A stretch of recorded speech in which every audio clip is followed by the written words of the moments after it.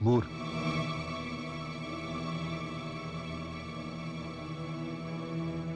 मूर दैत्य शिरोमणि, क्या बात है? बहुत जल्द ब्रह्मलोक से प्रस्थान कर रहे हो।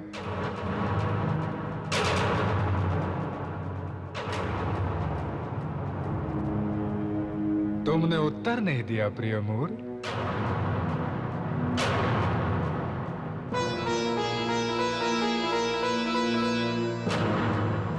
असुरों के द्रोही और देवताओं के प्रिय श्री नारायण, अब तुम्हारा नाम सदा सर्वदा के लिए मिटने वाला है। हे दैत्य शिरोमणि मूर, हम तो तुम्हें कभी शत्रु भाव से नहीं देखते, फिर तुम अकारण हमारे शत्रु क्यों बने हुए हो? ओ कपटी विष्णु, भोले मत बनो। तुम तो सदा से ही असुरों के द्रोही हो। तुम्हारे ही कारण देवताओं को शक्ति प्राप्त होती है, परंतु वो दिन दूर नहीं जब मैं तुम्हारी शक्ति का सर्वनाश कर दूंगा। फिर लोग तुम्हारी नहीं, मेरे नाम का भजन करेंगे। ओ, तो क्या ब्रह्मा जी ने कोई अमोघ वरदान दे डाला? प्रिय मूर, व्यर्थ की भागदौड़ मत करो। यदि नहीं दिया हो तो हमसे कहो, हम तुम्हें इच्छित वरदान दे देंगे। तुम क्या वरदान दोगे विष्णु? तुम तो स्वयं परम शक्ति के अधीन हो। मैं अपनी प्रबल संकल्प शक्ति से अपने लक्ष्य को प्राप्त कर लूंगा। त्रिलोकी पर दानवों की विजय पताका फैलाऊंगा और उसके बाद तुम्हारे वैकुंठ पर आधिपत्य स्थापित करूंगा। महिषासुर की तरह?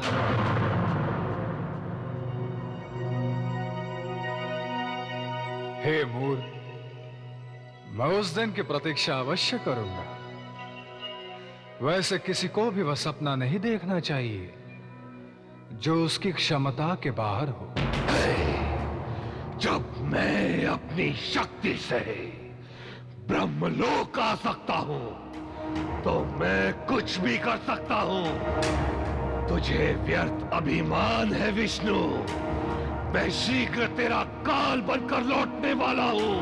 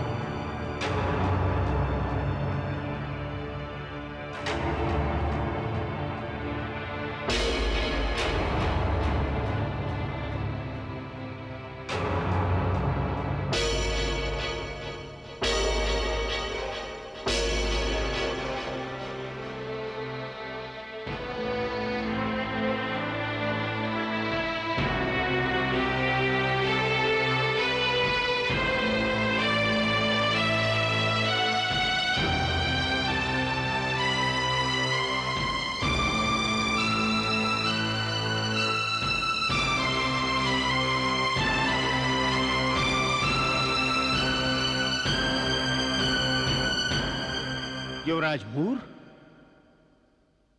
ये आपको क्या हो गया है? जिस गदा से आप देवताओं के मस्तक को चूर चूर कर देना चाहते थे, उसका तिरस्कार कर उसे पृथ्वी पर फेंक दिया। हमें आश्चर्य हो रहा है कि आप जैसा संकल्पवान महाबली वीर योद्धा ऐसा कार्य कैसे कर सकता है। महामात्य जी, हमारा संकल्प, हमारी तपस्या निष्फल हो गई है। हम अब किसी को भी मुंह दिखाने के योग्य नहीं है। जी तो करता है कि हम आत्महत्या कर लें। नहीं युवराज, नहीं। ऐसे निराशा भरे वचन आप जैसे वीर योद्धा को शोभा नहीं देते।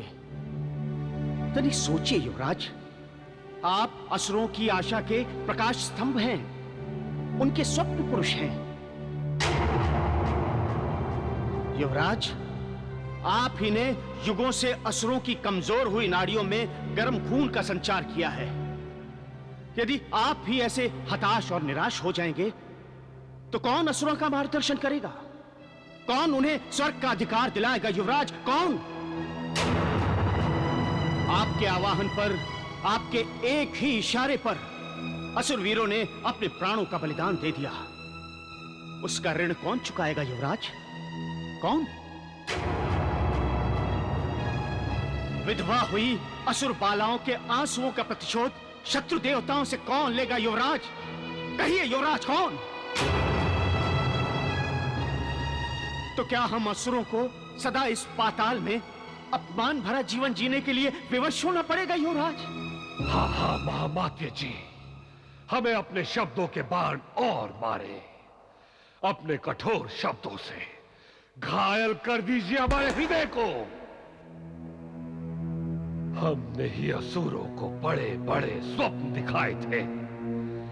हमने उनके सोए प्राणों में देवताओं से बदला लेने की चिंगारी जला दी और उनके हृदय में जगाए स्वप्नों को साकार करने के लिए हमने कठोर तपस्या भी की। माता सुरेश्वरी ने हमारे लिए ब्रह्मलोक के द्वार खोलने में सहायता भी की, परंतु सब कुछ व्यर्थ हो गया। ब्रह्मा जी ने हमें अपनी बातों के जाल में फंसाकर ब्रह्मलोक से निराश लौटा दिया। हमारे सारे सपने बिखरकर चूर चूर हो गए। जब हम ब्रह्मलोक से बाहर आ रहे थे तो कपटी विष्णु ने हमारी असफलता का भरपूर उपहास उड़ाया। वो पीड़ा हमारे हृदय में शूल की भांति चुभ रही है। उस निराशा की पीड़ा को लेकर अब हम कहां जाएं? आप ही कहिए महामात्य जी, कहां जाएं? युवराज मूर, आपने सबसे बड़ी भूल यह की कि आपने ब्रह्मा जी को प्रसन्न करने का प्रयत्न किया, किंतु आप ये भूल गए कि ब्रह्मा जी तो स्वयं ही विष्णु के नाभि कमल से निकले हैं।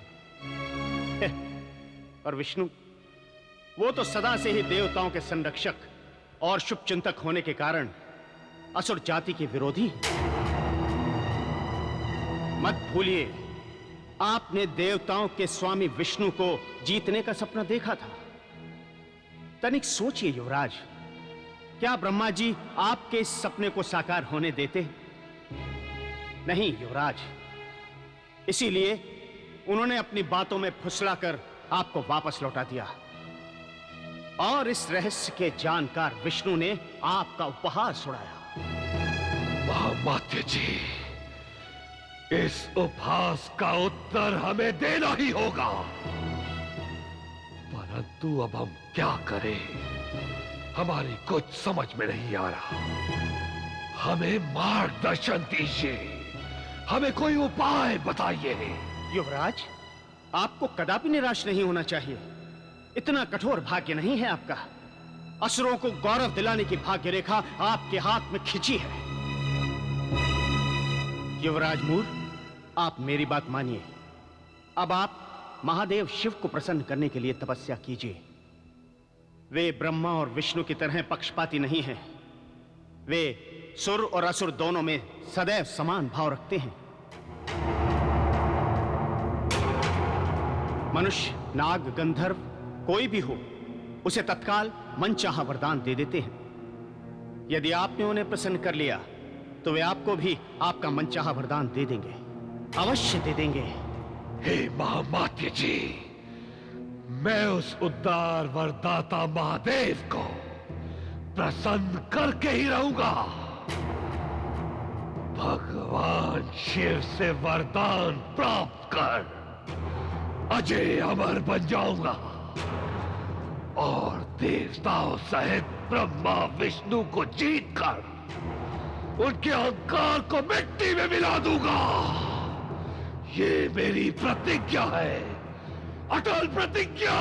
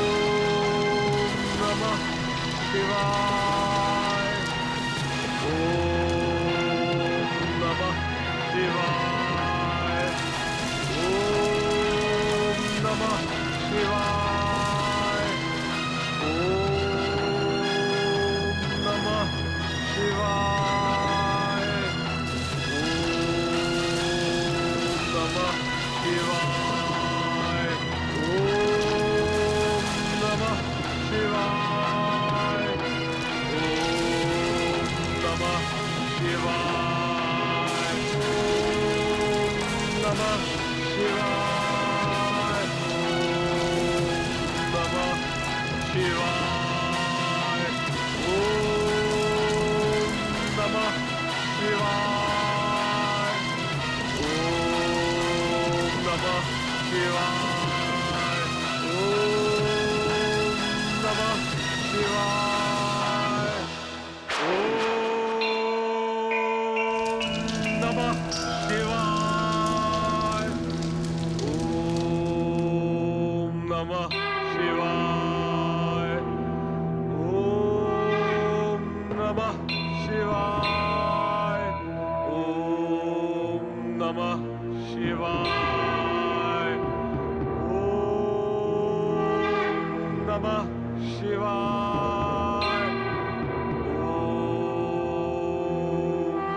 नमः शिवाय।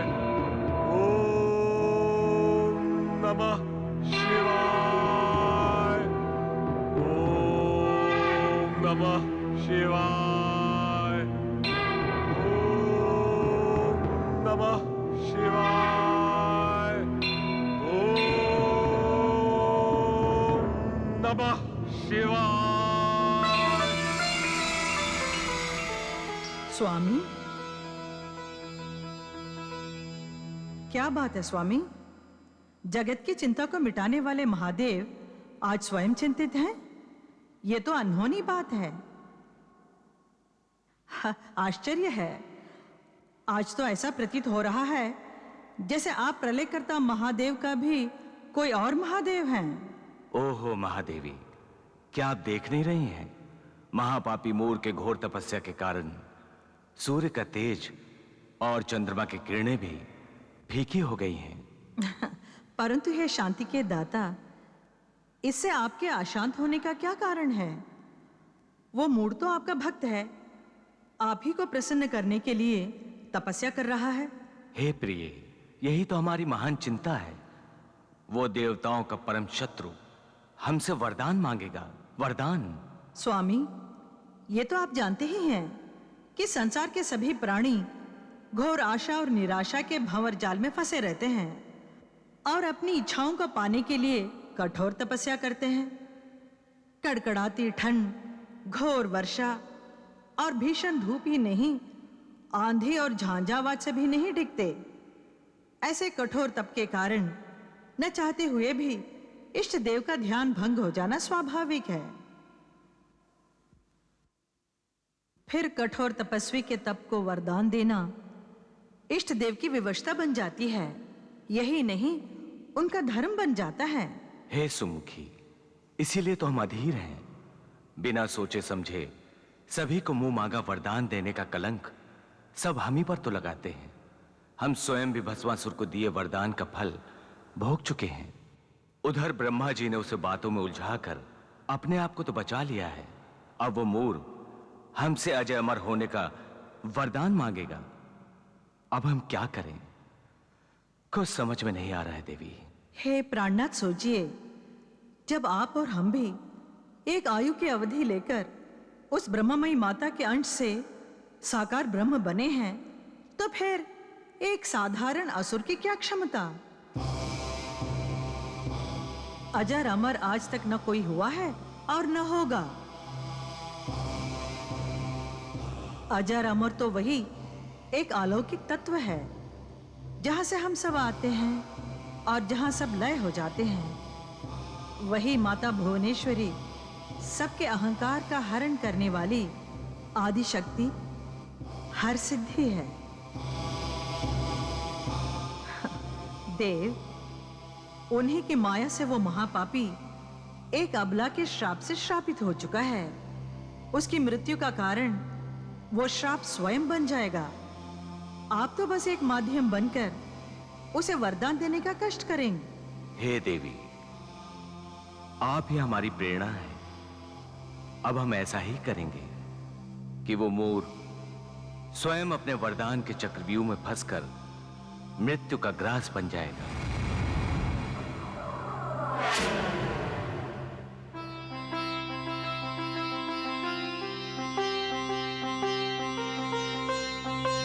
ओम नमः शिवाय।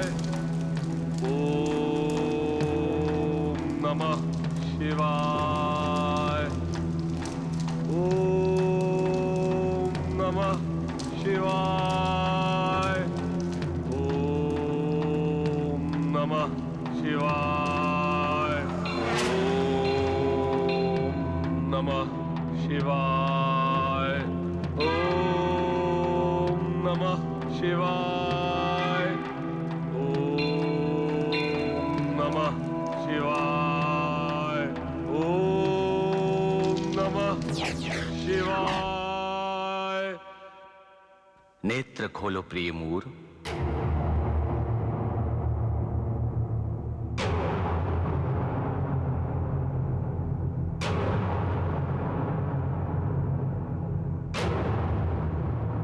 प्रणाम देव अधिदेव महादेव, प्रणाम। दैत्यमूर, तुम्हारी तपस्या के प्रचंड प्रताप से समूचा त्रिलोक और हमारा शिवलोक आंदोलित हो उठा है। कहो वत्स, क्या चाहिए तुम्हें? हे देव अधिदेव महादेव, आपकी जय हो। हे भगवान, आप अपने भक्तों पर सदैव करुणा बरसाते हैं। हमारे कुल के आराध्य देव भी आप ही हैं। आपको मेरी मनोकामना अवश्य पूर्ण करनी होगी। मैं आपका शरणागत हूं। कहो, क्या मनोकामना है तुम्हारी? हे महर्षि, हम देव दानव दोनों महर्षि कश्यप की ही संतान हैं। फिर हमारे साथ सौतेला व्यवहार क्यों है? असुर पृथ्वी के नीचे पाताल में घुटन का हलाहाल पीते हैं और देवता देवलोक में रस श्रृंगार का अमृत चखते हैं। क्या ये न्यायपूर्ण है? प्रिय मूर, तुम हमसे मात्र न्याय अन्याय का निर्णय करना चाहते हो या कुछ अन्य वरदान पाना चाहते हो? स्पष्ट कहो। हे देव, मैं देवताओं को मिले गौरव से दुखी हूं। एक पिता की संतान होने के नाते हमें समान अधिकार मिलना चाहिए था, जो नहीं मिला। इस अन्याय का बदला मैं अपनी बलशाली भुजाओं से लेना चाहता हूं। इसीलिए आपसे अमोघ वरदान की लालसा लेकर मैंने ये कठोर तप किया है। तो कहते क्यों नहीं? क्या वरदान चाहिए तुम्हें? हे महादेव, ब्रह्मा जी सदैव सृष्टि रचना में खोए रहते हैं। युद्ध करना उनका स्वभाव नहीं है और आप देव दानवों के प्रति समान भाव रखते हैं। तपस्या ही आपका ध्येय है। परंतु विष्णु सदा से ही देवताओं के शुभ चिंतक हैं। हमसे कपट करने में कभी नहीं चूकते।